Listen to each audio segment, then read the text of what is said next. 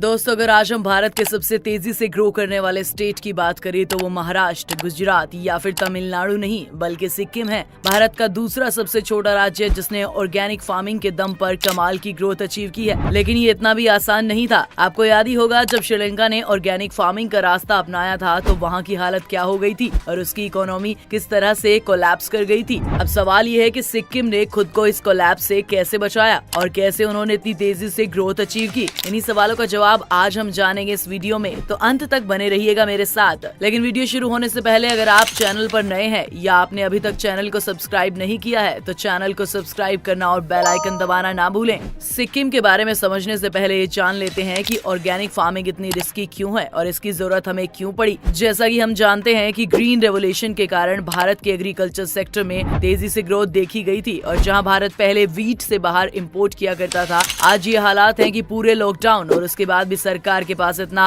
Wheat buffer के तौर पर कैसे पड़ा था कि सभी को फ्री में बांट दिया गया। लेकिन इस ग्रोथ का एक नुकसान भी था और वो नुकसान था फर्टिलाइजर से जुड़ा हुआ। ग्रीन रेवोल्यूशन के कारण ही केमिकल फर्टिलाइजर भारत में आए और इसका नुकसान हमें अपनी हेल्थ को कुर्बान करके चुकाना पड़ रहा है। जिस जमीन पर फर्टिलाइजर यूज किया जाता है वहाँ पर नेचुरल न्यूट्रिशन की मात्रा भी कम हो जाती है, इसीलिए अगली फसल में और भी ज्यादा फर्टिलाइजर की जरूरत पड़ती है और इसीलिए ऑर्गेनिक फार्मिंग की जरूरत पड़ती है। लेकिन ऑर्गेनिक फार्मिंग के साथ ये नुकसान होता है कि इससे पैदावार 20 से 50% तक घट जाती है, जो कि एक बड़ी प्रॉब्लम को पैदा कर सकता है और कोई भी किसान नहीं चाहेगा कि उसकी पैदावार घटे। और इसीलिए ऑर्गेनिक फार्मिंग का आइडिया अच्छा तो है लेकिन पॉपुलर नहीं है। अगर सिक्किम को ऑर्गेनिक फार्मिंग के रास्ते पर चलना था तो इन सभी चीजों को ध्यान में रखकर एक प्लान बनाना था और यहीं पर उन्होंने अपने जीनियस आइडिया को इम्प्लीमेंट करना शुरू किया। 2003 में सिक्किम गवर्नमेंट ने ये डिसाइड कर लिया था कि उन्हें ऑर्गेनिक फार्मिंग के रास्ते पर चलना है। इसके लिए पहले उन्होंने फार्मर्स को अपने साथ लिया और उन्हें समझाना भी शुरू किया कि ऑर्गेनिक फार्मिंग से पैदावार तो कम होगी लेकिन उन्हें फसल का दाम ज्यादा मिलेगा, जिस वजह से फार्मर्स के पास ये इनिशिएटिव था कि वो रिस्क ले सके।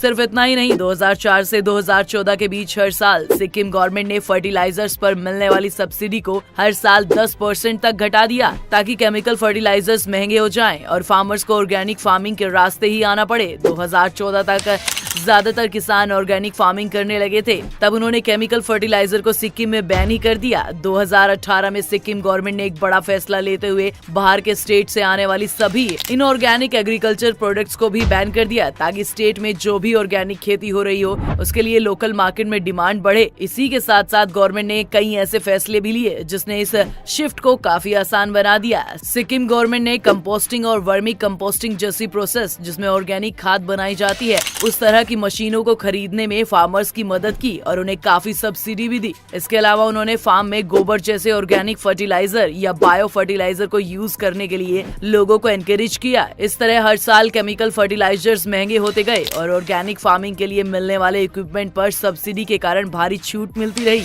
इसके साथ साथ एक बहुत जरूरी चीज ये भी थी कि सभी फार्म्स को ऑर्गेनिक फार्म का सर्टिफिकेशन भी दिलवाया जाए और इसमें काफी पैसा खर्च होता है। इस सर्टिफिकेशन प्रोसेस के लिए भी सरकार ने अपनी जेब से पैसा खर्च किया और वो धीरे धीरे सभी फार्म्स को इस सर्टिफिकेशन दिलाने में कामयाब भी हो गए। इसी के साथ साथ सरकार ने बहुत ही बड़े बड़े फाइन्स भी लगाने शुरू कर दिए। अगर किसी के भी खेत में फर्टिलाइजर का एक भी बैग दिख जाता तो ये फाइन 1 लाख रुपए तक जाते थे और कुछ केसेस में 3 महीने की जेल भी हो सकती थी। इन सब ने सिक्किम की प्रोडक्शन को काफी बूस्ट दिया और जहां 2003 में लोग 2 लाख मेट्रिक टन की एग्रीकल्चर प्रोड्यूस पैदा कर रहे थे, वहीं 2016 तक ये बढ़कर 7 लाख मेट्रिक टन पर पहुंच गई थी। लेकिन जैसा कि हमने बताया कि ऑर्गेनिक फार्मिंग से उगाई गई चीजें महंगी होती हैं और कभी कभी तो दुगने दाम पर खरीदनी पड़ती हैं। ऐसे में सिक्किम के लोगों को क्या इन्हें खरीदने में कोई परेशानी नहीं आई होगी? इसके लिए सरकार ने एक सोल्यूशन पहले से ही सोच रखा था और उन्होंने किसान बाजार शुरू कर दिया। ये किसान बाजार वो जगह थी जहाँ पर किसान डायरेक्टली कस्टमर को ये सब्जी बेच सकते थे,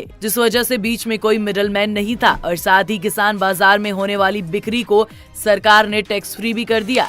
इसी वजह से इन प्रोडक्ट्स की कॉस्ट वहाँ के लोगों के लिए काफी कम हो गई थी और किसान को भी फायदा हो रहा था। सिक्किम गवर्नमेंट ने ऑर्गेनिक फूड के एक्सपर्ट पर भी एक बहुत ही स्ट्रेटेजिक ढंग से काम किया और उन्होंने सरकारी कंपनी बना दी, सिक्किम ऑर्गेनिक। सिक्किम ऑर्गेनिक के ब्रांड नेम के नीचे अब ये सभी प्रोडक्ट्स बाकी स्टेट या फिर देशों में डायरेक्टली एक्सपोर्ट किए जा रहे थे। सिक्किम सरकार ने इन प्रोडक्ट्स की ब्रांडिंग और लेबलिंग पर भी खास ध्यान रखा था ताकि ये पूरी तरह से प्रोफेशनल लगे और धीरे धीरे सिक्किम ऑर्गेनिक का एक बड़ा ब्रांड बन गया। इसके साथ ही सरकार ने बाहर से आने वाले इन्वेस्टर्स और बायर्स को डायरेक्टली इन ऑर्गेनिक फार्म्स के टूर देने शुरू कर दिए ताकि वो खुद ही देख सके कि ये सब कैसे उगाया जा रहा है। इन सब ने उसकी क्रेडिटेबिलिटी को काफी बढ़ाया और आज सिक्किम ऑर्गेनिक न सिर्फ भारत के अलग अलग राज्यों में अपने प्रोडक्ट्स को एक्सपोर्ट करता है बल्कि साथ ही मिडिल ईस्ट और यूरोप के देशों में भी ये प्रोडक्ट्स जाते हैं, जिनमें शहद से लेकर चाय पत्ती तक सभी कुछ शामिल है। और आज इनके पास बड़े international customers UK, Bhutan, Bangladesh और मिडिल ईस्ट के कई देशों समेत यूरोप के भी कुछ देश हैं।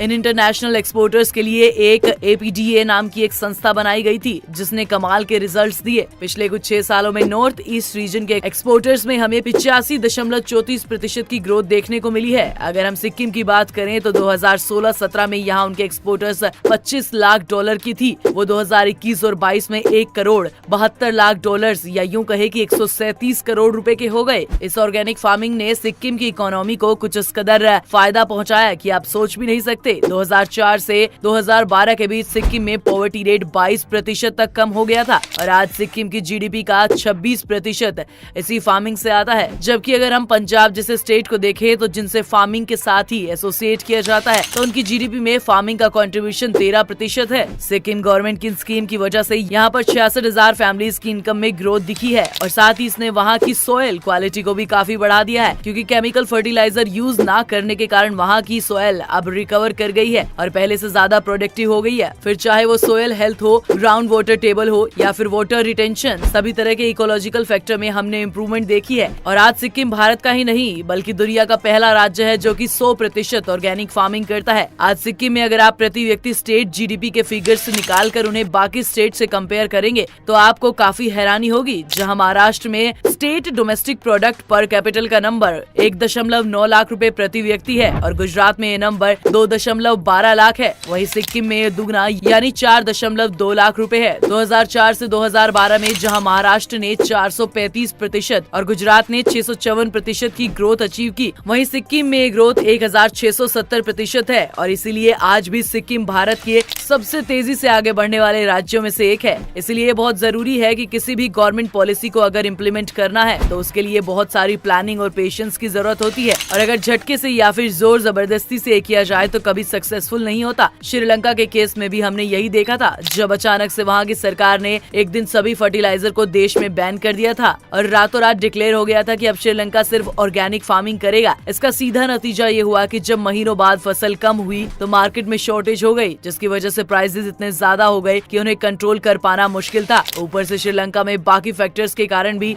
उनके पास डॉलर्स खत्म हो गए थे, इसलिए वो बाहर से भी कुछ इम्पोर्ट करके इस शॉर्टेज को कम नहीं कर पाए। आज सिक्किम सिर्फ भारत के लिए ही नहीं बल्कि पूरी दुनिया के लिए एक मॉडल है कि किस तरह धीरे धीरे कदम बढ़ाते हुए कोई भी देश, कोई भी राज्य केमिकल फर्टिलाइजर से छुटकारा पा सकता है और पूरी तरह से ऑर्गेनिक फार्मिंग के रास्ते पर चल सकता है। आपको क्या लगता है कि क्या हमें बाकी स्टेट के अंदर भी इसी तरह की पॉलिसीज लाकर ऑर्गेनिक फार्मिंग की तरफ शिफ्ट हो जाना चाहिए? आपकी राय हमें कमेंट्स में लिखना मत भूलिएगा। उम्मीद है आज की वीडियो में आपको काफी कुछ नया मिला होगा। अगर आपको वीडियो पसंद आई हो तो वीडियो को लाइक करें और अगर आप हमारे चैनल पर नए हैं तो जाने से पहले चैनल को सब्सक्राइब करना ना भूलें।